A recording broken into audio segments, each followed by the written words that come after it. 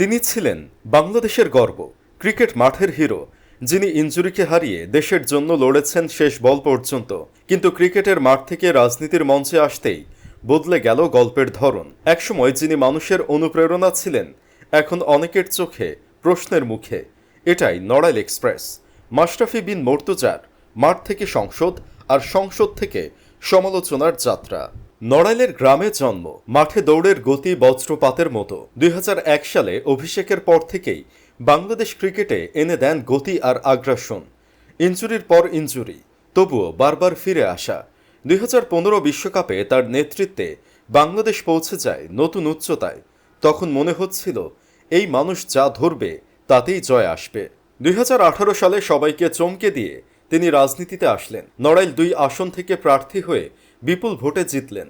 মানুষ ভেবেছিল যেভাবে ক্রিকেটে নিজের সর্বস্ব দিয়েছেন, রাজনীতিতেও তেমন কিছু করে দেখাবেন।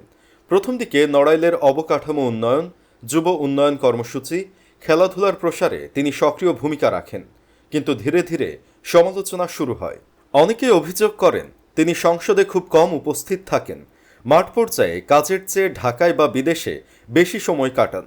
নড়াইলের স্বাস্থ্যসেবা, বেকারত্ব সমস্যা, সড়কের অবস্থা, এসব জায়গায় প্রত্যাশিত উন্নতি হয়নি বলে ক্ষোভ জমে ওঠে।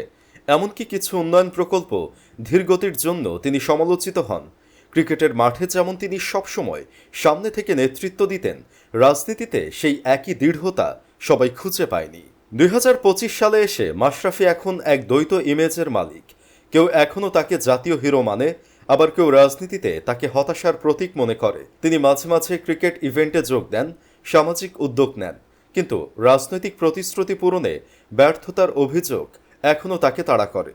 মাশরাফি বিন মর্তুজা, যিনি এক হাতে বাংলাদেশের ক্রিকেটকে দিয়েছে নতুন গর্ব, আরেক হাতে রাজনীতির মাঠে নামলেও সাফল্যের গ্রাফটা ততটা উজ্জ্বল নয়। তার গল্প আমাদের শেখায় সবাই সব খেলায় সমান সফল হয় না। নড়াইল এক্সপ্রেসের গতি হয়তো ক্রিকেটে অপরাজিত ছিল, কিন্তু রাজনীতির ট্র্যাকে সেই গতি ধরে রাখা সহজ ছিল না।